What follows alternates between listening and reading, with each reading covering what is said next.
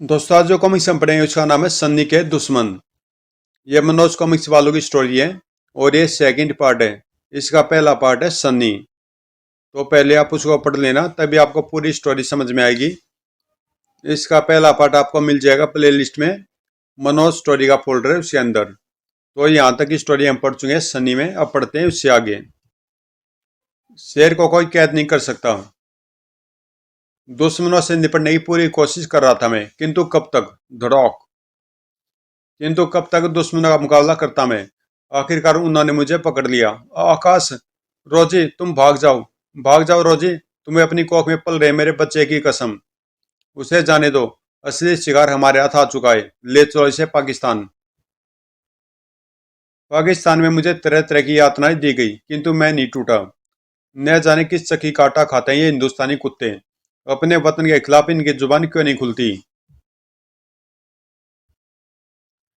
आखिर थक हार कर उन्होंने मुझे कैद में डाल दिया, जहां मेरी मुलाकात एक अन्य भारतीय बंदी से हुई। अक्षय नाम है मेरा और मेरा नाम आकाश है। 9 साल तक हम दुश्मनों की कैद में रहे किंतु अब हमारा धैर्य जवाब दे चुका था। कब तक पाकिस्तानियों की कैद में सड़ते रहेंगे हम? आखिर कब तक? सुरंग, हमें सुरंग बनानी होगी। और रात दिन हम दोनों सुरंग बनाने में जुट गए। एक दिन सुरंग के रास्ते हम दोनों पाकिस्तानी कैद से भागने में कामयाब रहे। भागते भागते मैं अपनी बर्बादी के जिम्मेदार पाकिस्तानी चीफ असलम को मौत देना नहीं भूला था। धोएं ओह। किंतु बदकिस्मती ने अभी हमारा पीछा कहाँ छोड़ा था। वो भाग रहे हैं, गोली चलाओ। और तेज भाग अक्षय। किंतु पाकिस्तानी सैनिकों की गोलियों ने छलनी कर डाला था अक्षय का जिस्म। अक्षय की मौत ने मुझे पागल बना डाला था। सब मरोगे सालो, हा हा हा, सब मरोगे। किसी तरह दुश्मन के निशाने बचता बचाता भारतीय सीमा में प्रवेश कर गया मैं। आह, मेरी जांग में गोली लगी थी। अब और अधिक चल पाना मेरे बस में नहीं था। मेरी आंखें सैनिक अस्पताल में खुली। मेरी जांग से गोली निकाली जा चुकी थी। 6 महीने के लंबे आराम के बाद मैं बंबई उस मकान में पहुंचा जहां मैं किराए पर रहता था। अरे आकाश, माय सन, तू कहाँ चला गया था रे? तेरा कमरा 10 साल से बंद पड़ा है। तेरे लौटने की आस में मैंने उसे किसी को किराए पर नहीं दिया।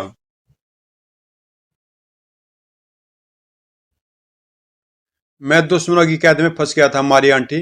रोजी का कुछ पता है? नहीं, किंतु 10 साल पहले तुम्हारे नाम रोजी का यह खत आया था, जिसे मैंने आज तक संभाल कर रखा है। बस विक्टर, यही वह खत है जिसे पढ़ते मैं गोवा तुम्हारे अनाथालय में चला आया। न जाने मेरा सनी कहाँ होगा। गॉड पर भरोसा रखो मिस्टर आकाश, तुम्हारा सनी तुम्हें जरूर मिल जाएगा। अब तो ईश्वर का ही आसरा है। आकाश को जाते हुए अजीब सी नजरों से देख रहा था विक्टर। न जाने क्यों मुझे इस समय मृतक विलियम के भाई डॉल्विन की याद आ रही है। मुझे उसे तुरंत मिलना हो चाहिए। चौक पड़ा डॉल्विन विक्टर को अपनी बदबूदार सीलन भरी कोठरी में आया देख। विक्टर, तुम मुझ तक पहुंचे कैसे? प्यासे को जब प्यास लगती है तो वह पानी तलाशी लेता मिस्टर डॉल्विन। खूब कहा। अड्डा, जाकर एक शराब की बोतल और ताजा मुर्गा लेकर आ। आदेश पाती अड्डा बाहर भागा। बड़ा आज्ञाकारी आपका चेला। आज आप कुछ परेशान दिख रहे हैं मिस्टर डॉल्विन। हाँ विक्टर, परसों रात एक घर में डाका डाला था किंतु मेरे गैंग में नए नए शामिल हुए एक 10 साल के लड़के ने सब गड़बड़ कर दी। यह झुमरी उसे बंबई से 170 किलोमीटर दूर न जाने कहां से उठाकर लाया था। डॉल्विन की बात सुनकर कान खड़े हुए विक्टर के। दिखने में कैसा था वो लड़का? पतला दुबला सा, कानों तक लटकते बाल, नाक लंबी, नेकर और एक फटी टी शर्ट पहने हुए था। क्या नाम था उसका? सनी था। हाँ, लेकिन तुम उसका नाम कैसे जानते हो? आश्चर्य से लबालब था इस समय डॉल्विन का चेहरा। उससे भी ज्यादा आश्चर्य थिरक रहा था विक्टर की आंखों में। यह सनी और कोई नहीं, वही लड़का है जो मेरे अनाथालय से भागा था और जिसने तुम्हारे भाई को ताबूत में बंद करके मार डाला था। नहीं नहीं, कुतुब मीनार को भी ब्रेक डांस करता हुआ देख इतना न उछलता डॉल्विन जितना विक्टर की बात सुनकर उछला था। वो लड़का जिसे मैंने बुरी मौत देने की सौगंध खाई थी, वो 5 दिन तक मेरे साथ रहा था, जिसे मैंने खाना खिलाया। वही लड़का मेरे भाई का हत्यारा निकला और मैं अपने दुश्मन को भी 5 दिन तक पालता रहा। उफ, मुझसे इतनी बड़ी गलती क्यों हो गई? मेरे भाई का हत्यारा 5 दिन तक मेरी आंखों के सामने रहा और मुझे पता तक नहीं चला। जा जुमरू, फौरन जा। उस पिल्ले को कहीं से भी खोज कर ला, फौरन जा। अब तक यहाँ क्यों खड़ा है, जा। मैं जा रहा हूँ बॉस। जुमरू को बाहर जा भागता देख अनोखी चमक उभर आई विक्टर की आंखों में। बस एक बार वह लड़का डॉल्फिन के हाथ लग जाए, फिर उसे डॉल्फिन से छुड़ाकर आकाश को कम से कम 1 लाख रुपए में सौंप दूंगा। सुबह से बंबई की सड़कें नाप रहा था जुमरू। डॉल्फिन ने काम ही ऐसा सौंपा था, समूचे बंबई में सन्नी को तलाशना भूसे के ढेर में सुई तलाशने जैसा कार्य था। न जाने काम मिलेगा वह पिल्ला जिंदा भी होगा या नहीं। अचानक जुमरू की नजरें कपड़ों के एक भव्य शोरूम पर ठहर गई। कहीं मैं सपना तो नहीं देख रहा। सपना नहीं, हकीकत थी है। दीदी, तुमने मेरे लिए इतने सारे कपड़े क्यों खरीदे? इन्हें पहनकर तो मैं सचमुच राजा बाबू लगने लगूंगा। तू राजा बाबू से कम थोड़े ना है। चलो बेटे, अब जल्दी से गाड़ी में बैठ जाओ, अभी मैं होटल में लंच भी तो लेना है। धूल उड़ाती जुमरू के सामने से गुजरी वह कार। यह तो वही पिल्ला है, यानी यह गोली खाकर मरा नहीं था। फौरन डॉल्फिन बॉस को खबर करता हूँ। कैसे न उछल पड़ता डॉल्फिन जुमरू की इस ताजा तरीन खबर पर। वाह, जिस घर में उसे डाका डालना था उसी घर का सदस्य बन गया। यानी वह हमसे भी 2 कदम आगे निकला। हमें उस पिल्ले को कर्नल चौधरी के घर से वापस लाना होगा। तो क्या आप उसका अपहरण करेंगे बॉस? इडियट, जब भी करेगा मूर्खों जैसी बातें करेगा। देखना वह लड़का खुद ब खुद हमारे शिकंजे में आएगा। मेरी बात ध्यान से सुनो। बहुत देर तक न जाने क्या क्या समझाता रहा डोलिन, और दोनों लड़के किसी आज्ञाकारी शिष्य की भांति सारी योजना सुनते रहे। एक बार फिर भारी मुसीबत में फंसने जा रहा था सनी। दरवाजे पर हुई खटखटाहट ने चौंकाया कर्नल चौधरी को। खट खट। रामू, जरा दरवाजा खोलना। जी मालिक। दरवाजे पर खड़ा व्यक्ति सकल सूरत से कोई सभ्य व्यक्ति लग रहा था। मेरा नाम सागर सिंह है, मुझे बहुत दूर जाना है। रेडिएटर में पानी खत्म हो गया। अचानक इस बंगले पर नजर पड़ी तो चला आया। आइए मिस्टर सागर, आप यहाँ से पानी ले जा सकते हैं। वैसे आप करते क्या हैं? जी मैं मनोवैज्ञानिक चिकित्सक हूँ। आदमी का चेहरा देखकर उसे दिल का हाल जान लेता हूँ। यही वो क्षण था जब सन्नी ने वहां प्रवेश किया। दादाजी देखिए मेरा नया सूट, ब्यूटीफुल। अब लग रहे हो ना तुम राजा बाबू। सन्नी के वहां से जाने के बाद मैं शर्त लगाकर कह सकता हूँ कर्नल साहब, ये आपका असली पोता नहीं है, यह एक चोर है। अपनी जुबान को लगाम दो मिस्टर सागर। माफ कीजिए कर्नल साहब, किंतु इसके अंदर आज भी कहीं ना कहीं चोर छुपा बैठा है। विश्वास नहीं हो तो इसकी परीक्षा लेकर देख लीजिए। मुझे मंजूर है। कुछ ही क्षणों में यह 100 रुपये लो सनी बेटे। थोड़ी दूर कस्बे में जो दुकान है वहां से अपने लिए चॉकलेट ले आओ। बाकी पैसे ध्यान से लाना। जी दादाजी। अभी बंगले से थोड़ी दूर ही चला था सनी की। बस मुन्ने, अब आया तू मेरे हाथों में जो जुमरू। ठहर जा पिल्ले, भागता कहाँ है? दादाजी। हाथ छुड़ाकर भागा सनी। दादाजी, अड्डा पकड़ इसे। बेतासा चीखे जा रहा था सनी। पैरों में भर गई थी जैसे जैसे दुनिया भर की ताकत। किंतु वह नन्हा सा लड़का शैतानों के चुंगल से अपने आप को कब तक बचा पाता? विद्युत की तेज से घूमे जुमरू के हाथ। ठोक। ओह। किसी कटे वृक्ष सा जुमरू के पैरों में जा गिरा वह मासूम। साला अपुन से बचकर भाग रहा था। ज्यो जो समय गुजर रहा था सागर सिंह के होठों की मुस्कुराहट गहरी होती जा रही थी। पूरे 3 घंटे हो चुके कर्नल साहब। क्या अब भी आपको सनी के लौटने की उम्मीद है? अब नहीं है मिस्टर सागर। सचमुच कुत्ते की पूंछ कभी सीधी नहीं होती, वह टेढ़ी ही रहती है। अच्छा वो आपने मुझे उस चोट से छुटकारा दिलवा दिया। अब मैं चलता हूँ कर्नल साहब। भावनाओं में बहकर फिर कभी ऐसे चोर को अपने घर न पाल लेना। सागर के जाते जूही बिफर पड़ी। सन्नी को चोर आपने माना पापा, मैंने नहीं। मेरा दिल कहता कि सन्नी चोर नहीं है। जूही बेटे, अगर वह चोर नहीं था तो वह वापस क्यों नहीं लौटा? एक 100 के नोट ने उसके अंदर सोए चोर को दोबारा जगा दिया। यही तो मैं आपसे कहना चाहती हूँ। जिस लड़के को यहाँ तमाम सुविधाएं मिल रही थी, वह मात्र 100 के नोट के लालच में ऐसा क्यों करेगा? तुमने मुझे सोचने पर मजबूर कर दिया जूही। मालिक, मालिक यह देखिए। किसी बिच्छू काटे सा उछले जूही व कर्नल चौधरी। लॉकेट? यह लॉकेट तुम्हें कहाँ मिला? रोशनदान के पास स्थित सीढ़ियों के नीचे मैं सफाई कर रहा था, वहीं पर पड़ा था ये लॉकेट। ओह, उस रात सन्नी के सीढ़ियों से फिसलते समय यह लॉकेट उसे गले से छिटक कर सीढ़ियों के नीचे जा गिरा होगा। इसे खोलो जुई। लॉकेट खुलते जुई के मुंह से आश्चर्य मिश्रित चीख निकली। रोजी दीदी, पापा, इसमें तो रोजी दीदी, दीदी व आकाश की तस्वीर है। रोजी? मेरी बेटी रोजी की तस्वीर? लेकिन यह लॉकेट सन्नी के गले में कहां से आया? कहीं कहीं। हाँ पापा, आप सही समझ रहे हैं। अवश्य सन्नी रोजी दीदी का ही बेटा है। रोजी दीदी ने ही यह लॉकेट सन्नी के गले में पहनाया होगा।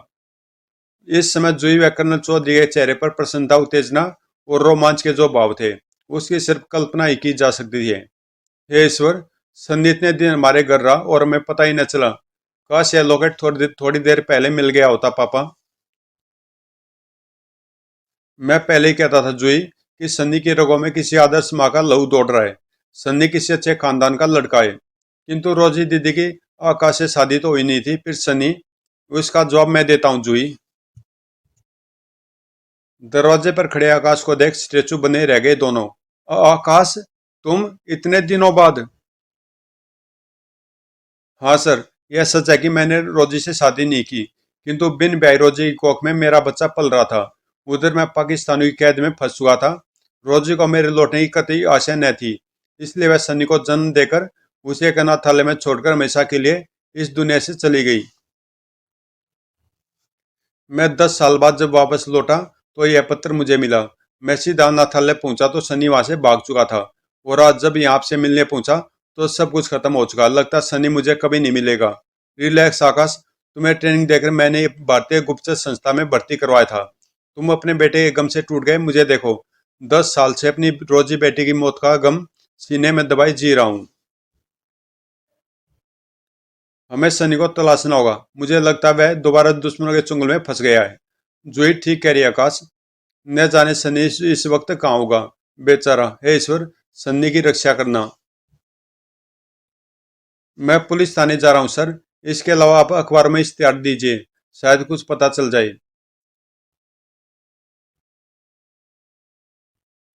इस सीलन भरी बदबूदार कोठरी में गूंजी सन्नी की घुटी घुटी सी चीख। मत मारो मुझे, मत मारो। मौत तो तुझे अवश्य मिलेगी पिल्ले। मेरे सीने में बदले की जो आग धधक रही है, उसे तेरा खून भाकरी ठंडा करूंगा मैं। बॉस, आपने सागर सिंधे बनकर जिस तरह कर्नल चौधरी के बंगले में प्रवेश कर सन्नी को बाहर निकाला, वह लाजवाब था। बकवास नहीं, अड्डा मेरा चाकू आग में तपकर गर्म हो चुका है। उसे ले आ। सबसे पहले मैं इस बिल्ले के वो हाथ सबसे पहले मैं इस बिल्ले के वो हाथ काटूंगा जिनसे इसने मेरे भाई के ताबूत में कीलें ठोकी थी। लीजिए बॉस। शाकुल एक खूंखार नजरों से सन्नी की तरफ बढ़ा। डोलविन, नहीं नहीं, अपने भगवान को आखिरी बार याद कर ले पिल्ले। इससे पहले कि सन्नी के हाथ को छू जाता डोलविन का चाकू, एक हाथ ने आकर मजबूती से पकड़ लिया डोलविन का हाथ। ठहरो मिस्टर डोलविन। इंस्पेक्टर शेखर सामने खड़े आकाश को गौर से निहार रहा था। तो तुम्हारा नाम है आकाश और तुम सन्नी के बाप हो। मैं तो पहले ही कहता था कि वह लड़का चोर है, किंतु कर्नल साहब और जूही ने मेरी एक न सुनी। इंस्पेक्टर, इंस्पेक्टर, सन्नी उस बाप का बेटा है जिसने अपने वतन के लिए अपने कीमती 10 वर्ष कुर्बान कर दिए। उस बाप का बेटा सन्नी, जो 10 साल तक पाकिस्तानी की कैद में सड़ता रहा, किंतु उफ तक नहीं की। सन्नी किसी कीचड़ की कोख से जन्मा पाप नहीं। सन्नी आकाश का बेटा है, रोजी का बेटा है सन्नी, समझे?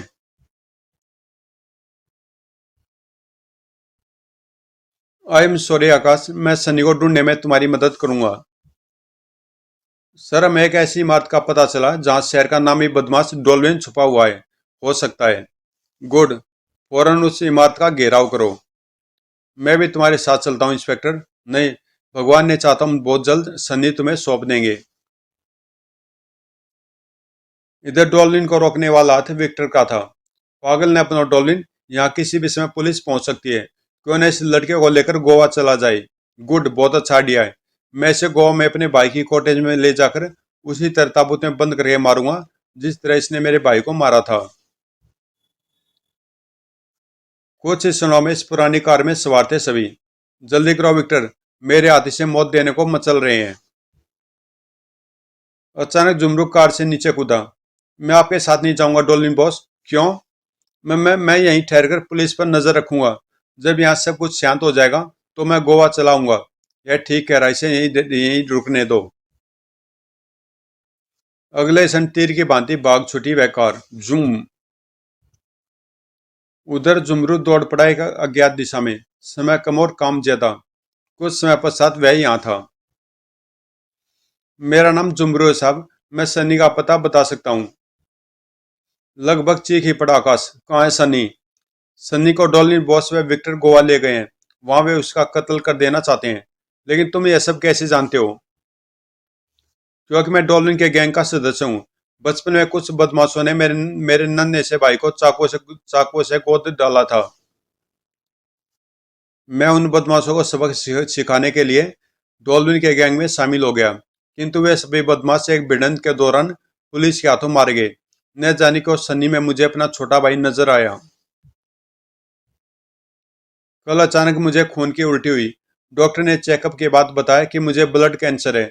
अचानक मेरे अंदर की आत्मा चीख कर बोली, जुमरू, तू अब कुछ दिनों का मेहमान है। तूने जीवन भर बहुत पाप किए हैं। अब मरने से पहले सन्नी को बचा ले। अतः मैं अपनी आत्मा की आवाज को पर यहाँ चलाया।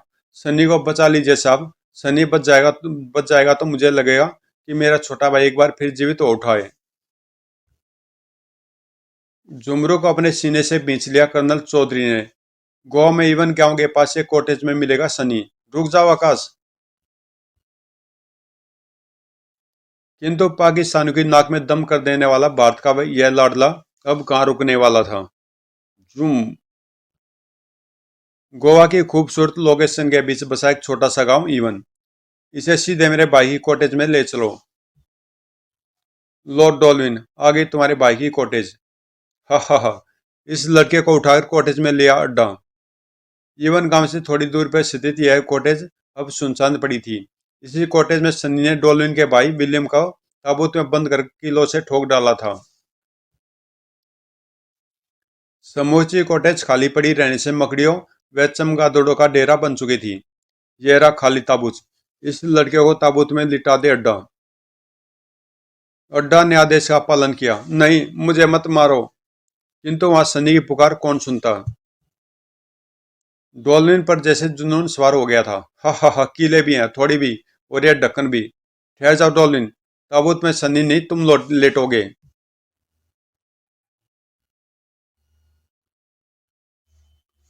किसी बिच्छू काटे सा उछला डॉल्विन। विक्टर, यह क्या पागलपन है? हा हा हा, पागल मैं नहीं, तू है डॉल्विन, जो मेरी चाल में फंसकर यहाँ तक आ गया। सनी सोने की खान है, जिसे आकाश को कम से कम 1 लाख रुपए में बेचूंगा मैं। इससे पहले कि डाब विक्टर पर प्रहार करता, विक्टर की रिवॉल्वर खांच उठी। साला पीछे से वार कर रहा था। धाएं। इसी पल विक्टर पर चीते सी छलांग लगा गया डॉल्विन। तो इस लड़के को मुझसे बचा नहीं पाएगा विक्टर। यही वो क्षण था जब कॉटेज की धज्जियां उड़ाते हुए साक्षात तूफान ने अंदर प्रवेश किया। तेरा पापा आ गया सनी। झूम। शुक्र है जुमरू ने इस कॉटेज का सही पता बताया था। अब तेरी खैर नहीं डॉल्विन। दौड़। ओह। सन्नी को दुनिया की कोई ताकत आकाश से जुदा नहीं कर सकती कमीने। दौड़। सन्नी रोजी की अंतिम निशानी है, मेरा बेटा सन्नी। सन्नी को हाथ भी लगाने की तेरी हिम्मत कैसे हुई शैतान? ठग। डॉल्विन से जूझता आकाश विक्टर की तरफ से चूक गया था। चल छोकरे, तू मेरी ढाल बनेगा अब। डॉल्विन का मौत जब पलटा आकाश तो सनी सनी। लगता है विक्टर सन्नी को लेकर भाग गया। झूम। छोड़ दो मुझे, छोड़ दो। हा हा हा। तेरे बदले में आकाश से पूरे 1 लाख रुपए हासिल करूंगा मैं। इधर मोड़ इधर तेज से मोड़ काटकर चट्टान से सामने आ खड़ा हुआ आकाश। रुक जा विक्टर। किंतु विक्टर रुका नहीं। एक्सीलेटर पर करीब करीब झूल सा गया वह। हवा बन गई कार। किंतु वह भी आकाश था, पाकिस्तानियों के खिलाफ लड़ने के लिए ट्रेंड किया हुआ कमांडो। घबराना मत सनी। खतरों से खेलना उसकी आदत थी, उसका शौक था। पापा। तेरा पापा तुझे कुछ नहीं होने देगा सनी। अगले क्षण सनी को ले सुरक्षित कार के दूसरी तरफ निकल गया वह। किंतु कार अब भी बंदूक से छुटी गोली की रफ्तार से भागी जा रही थी। बचाओ! कार पर से विक्टर का नियंत्रण हट चुका था। अगले क्षण चट्टान से टकराकर कार समेत विक्टर के भी परखच्चे उड़ गए। ब्रोम! नन्हा सा सनी विक्टर का वह होलनाक अंजाम देख दहल उठा। पापा, आओ सनी, घर चलें। मिस्टर आकाश, सच कहा किसी ने कि कानून अंधा होता है। आज यहाँ जो कुछ घटा मैं उसकी रिपोर्ट नहीं लिखूंगा, क्योंकि मैंने कुछ नहीं देखा। जाओ आकाश, अपने बेटे के साथ एक नई जिंदगी की शुरुआत करो। थैंक यू इंस्पेक्टर शेखर, लेकिन तुम अचानक यहाँ? दरअसल बम्बई में जब डॉल्विन के ठिकाने पर कोई नहीं मिला, तो मैं सीधा कर्नल साहब के घर पहुंचा। जब मुझे पता चला कि तुम सब गोवा में इवन गांव की तरफ गए हो, तब मैं पीछा करता हुआ यहाँ आ पहुंचा। वो देखो कर्नल साहब, जुई व जमरू भी आ रहे हैं। सन्नी को सही सलामत देख खुशी से झूम उठी जुई। देखा सनी, भगवान कितना दयालु होता है। जिस घर में चोरों ने तुझे डाका डालने भेजा था, वही घर तेरी माँ का घर निकला। आज मैं बहुत खुश हूँ सनी। मुझे लगता है जैसे कि मेरा छोटा भाई मेरे सामने खड़ा है। अब मैं चैन से मर सकूंगा। नाना जी, मैं एक बार अनाथालय में चलकर अपने उन दोस्तों से मिलना चाहता हूँ, जिनके साथ मैंने दुख भरे 10 साल बिताए हैं। अवश्य सनी, हम सब चलेंगे तुम्हारे साथ। आज दुल्हन सा सजा था अनाथालय। मेरे प्यारे दोस्तों, देखो, तुम्हारा सनी लौट आया है। हम सबको दुख देने वाला जालिम विक्टर मर चुका है। अब यह अनाथालय मेरे नाना जी चलाएंगे। अब कोई बच्चा भूख से नहीं मरेगा।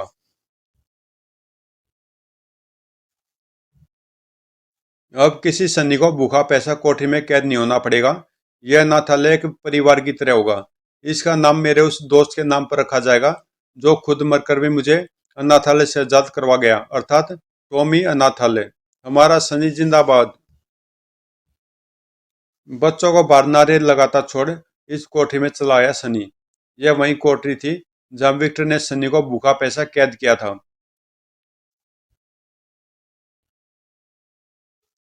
अपनी माँ की अंतिम निशानी को होठों से चूमा सन्नी ने। फिर वह फूट फूट कर रो पड़ा, क्योंकि अब यहाँ उसे अपनी माँ व अपने प्यारे दोस्त की याद में रोने से रोकने वाला कोई नहीं था। अचानक झोली में आ गिरी इतनी सारी खुशियाँ एक साथ बर्दाश्त न कर पाया वो पगला। अब जी भरकर रो सकता था वह, अपनी माँ के लिए, अपने प्यारे दोस्त टॉमी के लिए। समाप्त।